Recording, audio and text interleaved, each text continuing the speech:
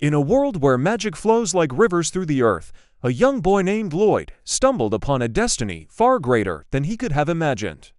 His story begins in the crumbling remnants of a ruined city, where he was found alone and trembling by a powerful sorceress named Meryl. She saw something in the frightened boy, a spark of potential, and took him under her wing to teach him the ways of magic. Meryl was a stern master, her lessons as unyielding as the elements she commanded. She began with fire magic, conjuring a blazing flame before Lloyd's wide eyes. "If you can't do this by sundown," she declared, "you'll go hungry tonight." Lloyd struggled, his small hands trembling as he tried to summon even a flicker. When he finally produced a tiny ember, Meryl scoffed. With a flick of her wrist, she unleashed a torrent of fire that singed his clothes. "This," she said, her voice sharp, "is fire magic." Next came water. Meryl demonstrated, weaving liquid into graceful arcs. Lloyd tried to mimic her, but his efforts were clumsy. With a smirk, Meryl summoned a wave that drenched him from head to toe.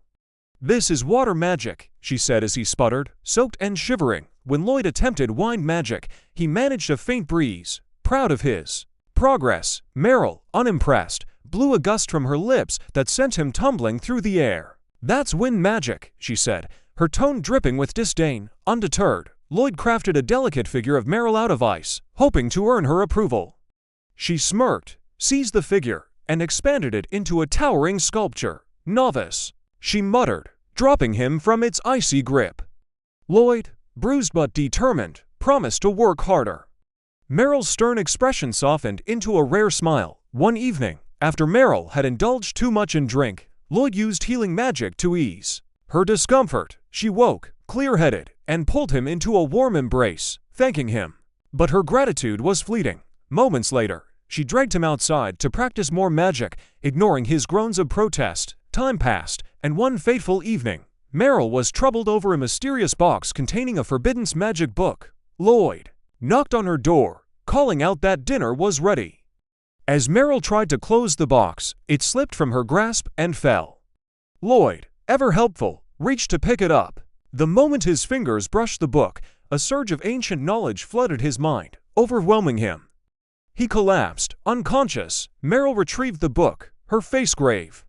"This boy," she murmured, "has the qualities of the chosen one."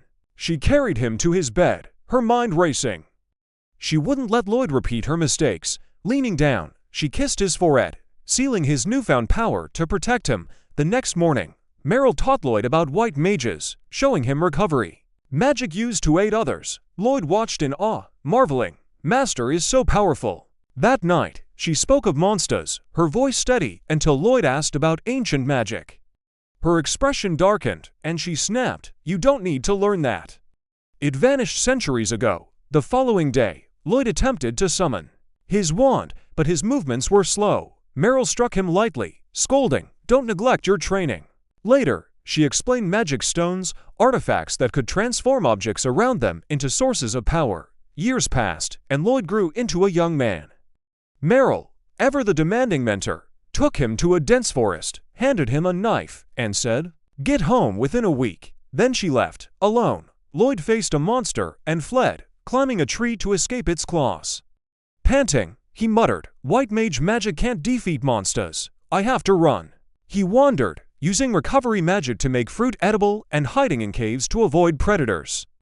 Day and night, he honed his detection magic, ate monster meat, and crafted new spells. One day, a massive spider dropped from above, its legs skittering. Sweat poured down Lloyd's face as he ran, the creature in pursuit. Desperate, he cast a spell to boost his speed, narrowly escaping. After days of struggle, Lloyd reached home. While cleaning, he found a book about a nearby town and asked Meryl to borrow it. She agreed. Later, she burst in, declaring, "Let's develop magic to stop aging," and dragged him outside. Another day, while he was doing laundry, she insisted he help improve recovery magic, pulling him inside. At dinner, she unveiled a new spell, but Lloyd's exhaustion showed. She kept him awake all night, relentless in her pursuit of progress. The next morning, Meryl found Lloyd's room empty. The book she'd lent him lay on his bed, and worrying gripped her. Lloyd, meanwhile, had ventured to a bustling town. The sight of so many people left him awestruck. He used his only coins to buy bread, but before he could eat, a paper flew into his face, someone smiled, and walked away. The paper advertised a call for adventurers. In the town, a hero's party battled a cyclops, its massive club demolishing buildings. Lloyd watched, mesmerized. When the healer prepared to mend the wounded, Lloyd instinctively cast a buff, empowering the entire party. The archer struck the cyclops' eye. The tanker blocked a blow, surprised at its reduced force, and the mage bound the beast with magic. The hero delivered the final strike. The townsfolk praised the hero, but the tanker knew Lloyd's support magic had turned the tide. The hero tossed Lloyd 5 coins, calling it a D-rank reward.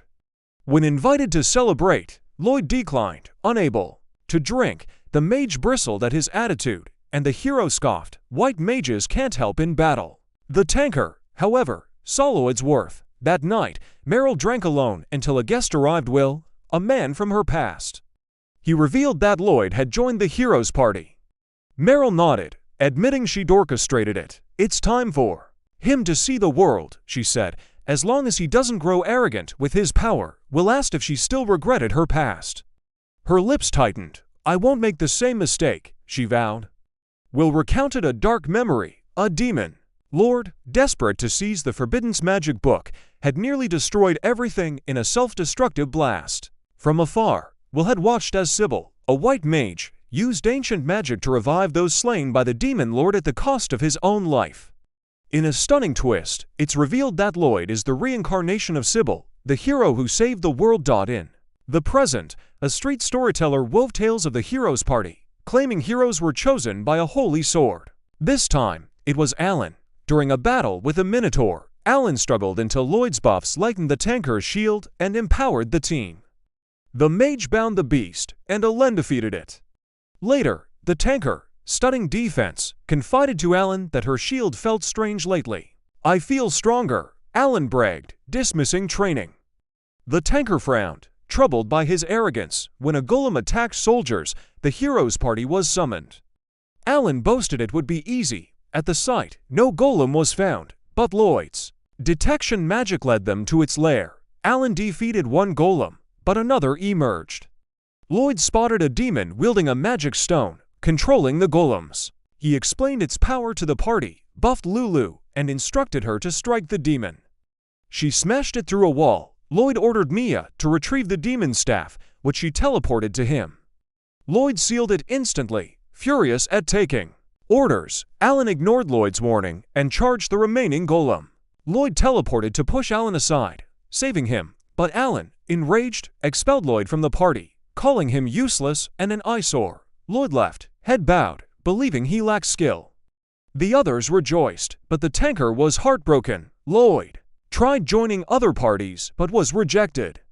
Feeling defeated, he overheard someone seeking an unaffiliated white mage by morning, a task deemed impossible due to her condition. She spotted Lloyd and, desperate, dragged him to join her party, pulling him into a new adventure. In a vivid flashback, the S-rank adventuring party, renowned for their prowess, embarked on an A-rank quest to dismantle a notorious bandit hideout. Brimming with confidence, the team consisting of the fierce leader Louis, the stalwart tanker Dagus, the precise archer Cross, the fiery mage Silica, and the supportive white mage Clum charged into the fray. However, Clum seemed distracted, her mind elsewhere as the battle began. Silica unleashed a blazing fireball, triggering a massive explosion that rattled the hideout, while Cross provided cover with a hail of arrows. Louis led the charge on the front line, her sword flashing, as Dagus shielded her from incoming blows. When Dagus struggled against a particularly fierce bandit, Clum's buff spell bolstered him, allowing him to hurl his opponent aside with newfound strength. Hidden in the shadows, the bandit leader watched in horror, awestruck by the party's overwhelming power. Cornered, he noticed the S-rank plate gleaming on Louis' neck and, in desperation, raised his staff to summon a towering golem. Louis charged the beast, but her blade failed to pierce its rocky hide, forcing her to retreat. She called out to Clum for a buff, but Clum, lost in thought, didn't respond. After a second, sharper call, Clum snapped back and cast the spell, empowering Louis to shatter the golem with ease. The bandits were swiftly captured, and Clum apologized profusely for her lapse, her face clouded with guilt. Louis, ever understanding, reassured her and gently asked about her sister, hinting at a deeper concern. The scene shifted back to the present, where Lou had dragged Lloyd to meet her party, claiming she'd found their new white mage. The team Dagas, Cross, and Silica stared in disbelief, assuming she'd failed to recruit anyone. Louis introduced Lloyd. Only to realize she didn't know his name, he shyly clarified it was Lloyd, and she presented him to the group: Dagas the tanker, Cross the archer, Silica the mage, and herself, Louis, the leader. She welcomed him warmly, but Lloyd hesitated, admitting he hadn't agreed to join yet. The team groaned, teasing Louis for dragging him along without explanation, and suggested declining their upcoming quest. Louis refused, insisting someone needed their help, and explained to Lloyd that they were the only S-rank party available, as others were occupied. Lloyd wanted to help but doubted his skills, fearing he'd fall short. Louis, undeterred, proposed a test in the forest to gauge his abilities, assuring him that if he proved capable, everything would be fine. Under pressure from their high expectations, Lloyd was tasked with casting buffs on the entire party, a feat the others deemed impossible. Stunned but determined, Lloyd drew his staff and silently cast 5 distinct buffs, shocking everyone. Louis, curious, asked where his staff came from, and Lloyd casually mentioned using storage magic when she questioned if he'd already cast the buffs. The team was floored by his incantation-less casting. To test the buffs, Louis swung her sword at a tree, felling it instantly, leaving everyone dumbfounded. Lloyd, mistaking their shock for disappointment, apologized for his poor performance, stored his staff, and turned to leave. The party stopped him, incredulous, as he revealed he'd been fired from a hero's party for lacking power. Stunned, they asked why their previous white mage, Clume, had left. Louis explained that Clum's sister, Sylvie, was gravely ill, and the burden of adventuring while caring for her became too much, leading her to step away to avoid hindering the team. Lloyd, intrigued, asked about Sylvie's illness, learning it was a rare condition that turned her body into magic stone. Recalling his master's teachings, Lloyd requested to see her. At Clum's house, she recounted how Sylvie fell ill during a quest to extract magic stone, attacked by a monster, and left unconscious. Lloyd, sensing an unpleasant mana in Sylvie's room, examined her and found her hands and feet transformed into magic stone. He hypothesized that a high-purity magic stone had pierced her, causing the affliction, and confirmed it by inspecting the wound, assuring Clume he could cure her. Despite her doubts, after advanced healing failed, Lloyd began absorbing the corrupted mana while simultaneously healing Sylvia, a complex, self-made spell requiring extraordinary control. Louis, amazed, asked Clume to explain, and she marveled at Lloyd's ability to cast two spells at once with flawless mana manipulation, a feat beyond ordinary mages. Slowly, Sylvie's limbs returned to normal, and she awoke, tears streaming down Clum's face as she held her sister's hands. Clume thanked them profusely, promising a meal in gratitude, and urged Lloyd to care for the party, though he reiterated he wasn't officially a member and felt inadequate.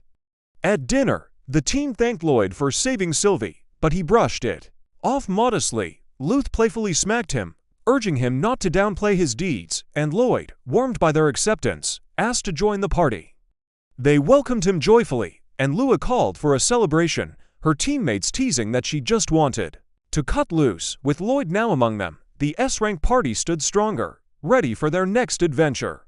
A lively celebration as the party welcomes their newest member, Lloyd, into the fold. The table is piled high with mouth-watering dishes, and Lloyd's eyes practically pop out of his head at the sight. Louis, the party's spirited leader, grins and tells him it's their treat, so he can eat and drink to his heart's content. Lloyd, overwhelmed with gratitude, thanks her and dives in, his face lighting up with pure joy as he savors every bite. The other party members, Cross, Silica, and Dagas, watch in shock as Lloyd devours the food with unmatched enthusiasm. Lloyd can't stop raving about the meal, claiming it has a depth of flavor that makes him question everything he's eaten his whole life.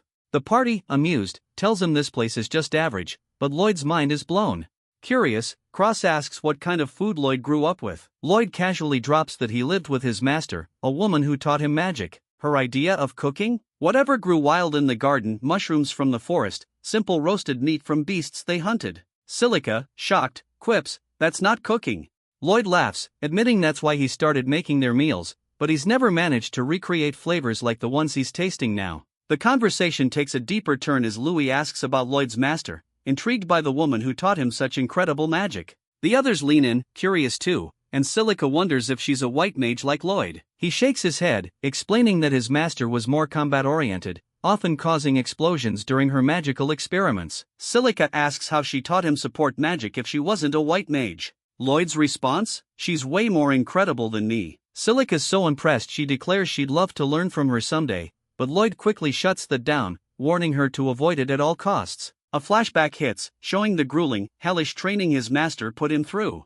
Cross chuckles. She must have been a harsh teacher, but Lloyd softened and said she was kind, recalling her kind embrace, revealing a complex bond. The mood shifts as Louis calls for a strategy meeting, catching Lloyd off guard. He didn't even know about the quest. Cross suggests filling him in, and though Louis admits she's terrible at explaining things, she hands the quest notice to Dagas, who takes charge. He explains that their mission is to take down a pack of monsters wreaking havoc on local farms, which appear out of nowhere and trample crops. Lloyd, puzzled, points out that it's unusual for different monster species to form a pack. Silica confirms he's right, and Dagas urges the team to act quickly. Louis, ever the proud adventurer, declares they must help those in need. Cross raises a concern if they're facing a pack. It could be tough for him and Louis. But Louis's confident, saying it's Silica's time to shine. Silica, however, warns that her wide area attacks consume a ton of mana, and the monster numbers could be an issue. Louis turns to Lloyd, asking if he can use offensive magic. He admits he can, but it's not as strong as a proper mage's. Dagas steps in with a plan. He and Louis will draw the monsters into one spot. Silica will unleash her wide area attack to finish them. Cross will protect Silica and Lloyd will provide support and healing. Silica's thrilled at the idea of Lloyd's support magic, but he downplays his skills, revealing he was kicked out of the heroes' party for being too weak. The team shuts that down, boosting his confidence and telling him to believe in himself. After dinner, the group sets a meeting place for the quest. Dagas teases Louis about not sleeping in, sparking a playful argument when Cross joins in, poking fun at her. Lloyd tries to slip away, but Dagas stops him, pointing out the inn is in the opposite direction. Lloyd admits he can't afford a room, but Dagas hands him some money, saying it'll come out of his quest reward. Lloyd, touched by the gesture, promises to work hard and repay him. At the inn, alone in his room, Lloyd vows to repay the party's kindness. Morning arrives, and the party gathers, ready to head out. Louis notices everyone's empty-handed and is delighted to learn Lloyd storing their belongings using his storage magic. He even stores her things, earning a big smile from her. Lloyd suggests teaching them. The others asked if they could learn it. Lloyd explains that anyone with a bit of mana could do it, though increasing storage capacity takes training. The team's all in, eager to learn, and they set off for the quest. On the way, Dagas points out the demon realm across the mountains, adding a hint of foreboding. As they cross a rickety bridge, Louis, ever the strategist, distracts everyone with random questions to ease their nerves. The party plays along, laughing and answering, but when she asks Lloyd to tell a joke, he admits he doesn't know how. They make it across, and the team encourages him, building his confidence further. In the forest, we get a cryptic glimpse of a mysterious figure praying to a stone that emits unsettling mana, foreshadowing trouble ahead. Back with the party, they set up camp before the quest. Louis and Silica head off to wash up, and Lloyd offers to handle their chores, earning a thanks from Louis. While gathering firewood, Lloyd finds fruits that his master used to train him with. Nostalgic, he picks one, tastes it, and decides to share some with the others. Suddenly, a scream pierces the air. Louis and Silica, while washing, are cornered by a terrifying basilisk. Lloyd springs into action, hitting the monster with a fireball to divert its attention and shouting for the girls to run to the shore. He tosses Silica her staff and Louis her sword, even buffing them with support magic.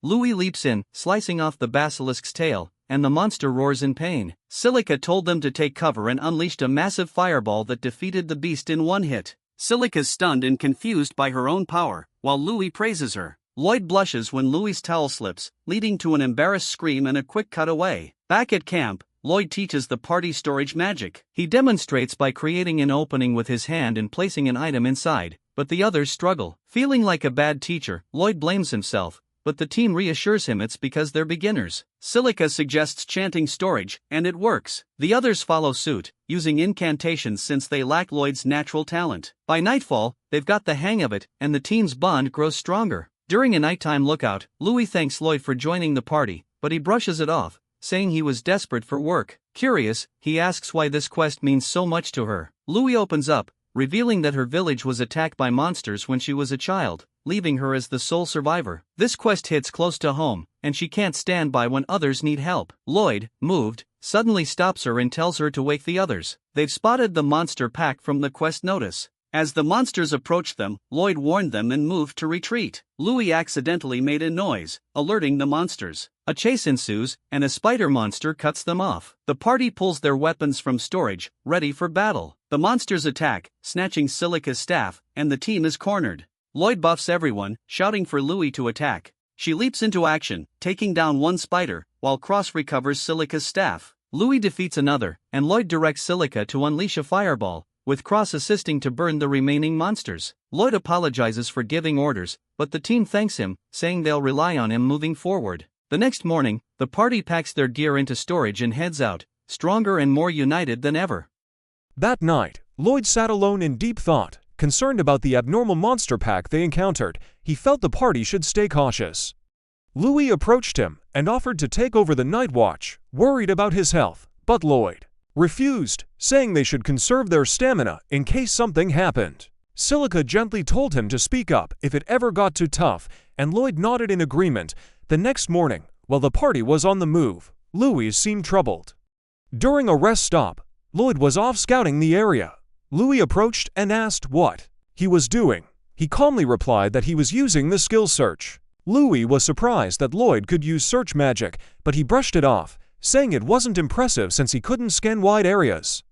She then asked if there was anything she or the others could do to help. Lloyd said there wasn't anything in particular. Disappointed, Louis walked away, clearly saddened. That night, Louis confided in Silica, saying that although Lloyd was undeniably talented, it felt like he didn't rely on them at all. Silica reassured her, saying it had been the same at first.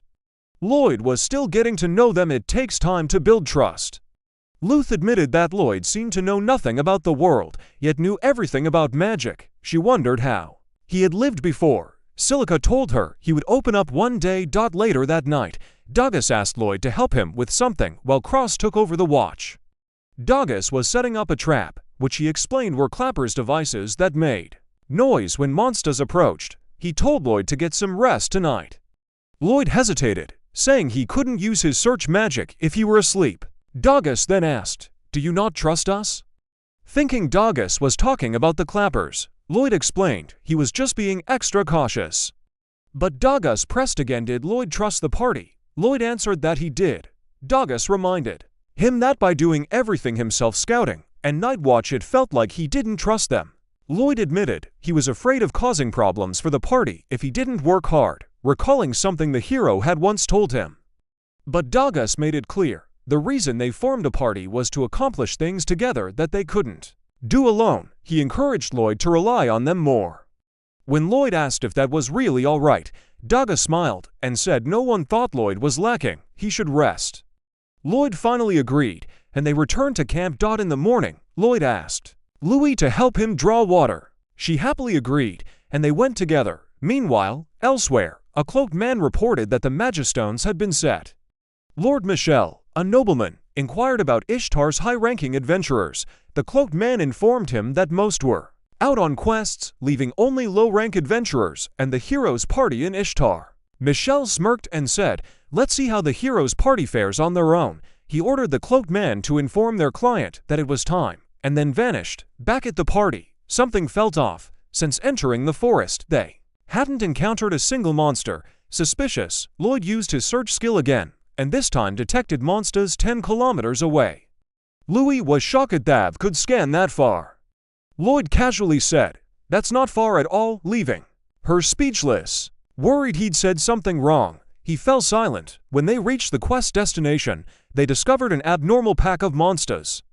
Lloyd noted he couldn't sense any other monsters nearby, which was strange. Silica commented that there should have been more spread throughout the forest. Suddenly, Cross noticed a strange black, glowing, stone-like object. Lloyd used a skill and identified it as a Magistone. Louis was surprised he could see it. Lloyd then cast a spell on the whole party so they could all see it too. Silica expressed concern about the black mist seeping out of the stone. Lloyd analyzed it and revealed that it contained the mana of beast folk. His master had once told him some beast folk use unusual spells to control monsters. Just then, Lloyd detected a horde approaching, thousands of monsters of all types. Cross suggested falling back, but Louis feared the nearby residents wouldn't survive. Lloyd declared they should engage, because he had a plan. He asked Cross if he could shoot the Magistone. Cross said he could hit it, but wasn't sure if he could break it. Lloyd told him he'd handle the buffs. Cross readied his bow, and Lloyd cast a bouffon him, his bow, and his arrow.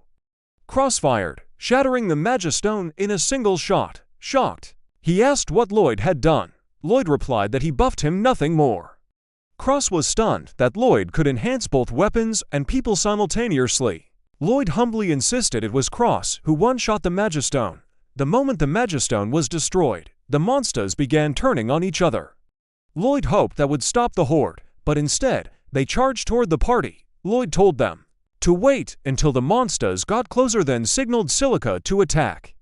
She unleashed Firestorm, incinerating a large portion of the enemy. Louis, stunned, asked what Lloyd did to Silica. He explained he had buffed her spell's power and reduced its mana cost. He asked Silica if she could continue, and she confirmed she had enough mana for about 5 more casts. Lloyd then rushed over to Cross and told him to take down the flying monsters, enhancing his vision. Cross, now fully buffed, began sniping the airborne threats with ease. Lloyd ran back to Silica for the final phase. She warned him she was almost out of mana. He took her hand and transferred his mana directly to her, telling her to finish it. Silica summoned clouds and made it rain, ensuring the forest didn't catch fire from the destruction. Then, completely drained, she collapsed. Dogus caught her and praised her efforts. Louis told Lloyd and Silica to rest, saying they'd take care of the rest. Lloyd, finally relaxing, collapsed and muttered that he'd never been this exhausted in his life. He realized he still had a long way to go. After clearing out the remaining monsters, Lloyd suggested they return to town. Louis said they were too exhausted to move, but Lloyd warned them, whoever is behind this is after Ishtar.